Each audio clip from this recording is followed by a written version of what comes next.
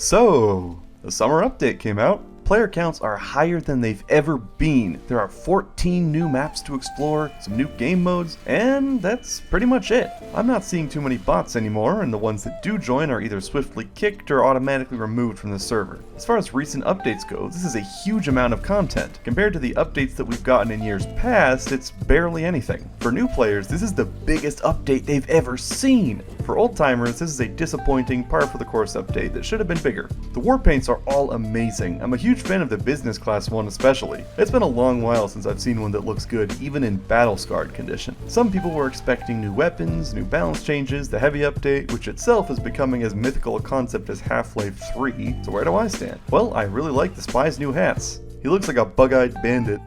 Hello. I love the new maps, especially Venice and Phoenix. It's astonishing to see my own home state represented in TF2, even though this map looks a lot less like Phoenix and more like the more mountainous regions of Arizona. Regardless, it's a banger, even if some of these textures need some serious work. For the past few years, people have been saying TF2 needs more updates, bigger updates, actual new unlocks and balance changes. I wouldn't be opposed to those things, and I don't blame people for wanting more, but I feel like some perspective needs to be drawn here. TF2 was released in 2007. That's over 15 years ago. Most video games don't get updates for that long, let alone multiplayer shooters. Overwatch lasted for like 6 years before shutting down. Call of Duty games get 2, maybe 3 years max of regular updates. Meanwhile, here's this game, still being maintained by Valve, still bringing in new players 15 years later. Semi-annual new cosmetics and maps is leagues more than the vast majority of video games get after that much time has passed. But here we are, upset that it wasn't 100% of what we hyped it up to be after freaking out about a blog post of all things. Yeah,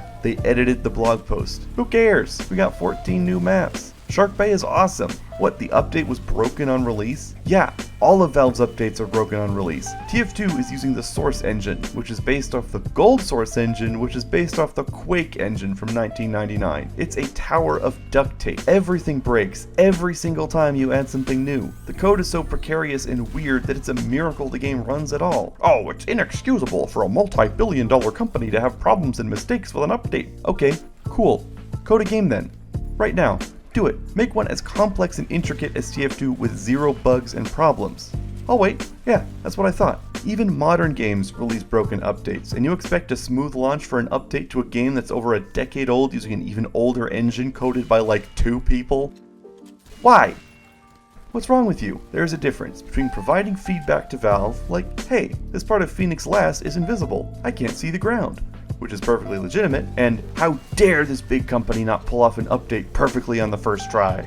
Yes, Valve is a multi-billion-dollar company, but there are only like 2 guys actually working on TF2 there. Cut them some slack. It's not like many of those billions are actually being poured into TF2, they're busy running Steam and hopefully coding new games. Constantly saying multi-billion-dollar company like it means anything isn't contributing meaningfully to the discussion. We've got a pretty solid update by modern TF2 standards. Now is the time to give Valve good feedback on what's broken and let them know they should keep doing this, not turn your nose up at the genuinely good content we just got because it isn't a sequel to Jungle Inferno. Remember, most games get nothing after this many years.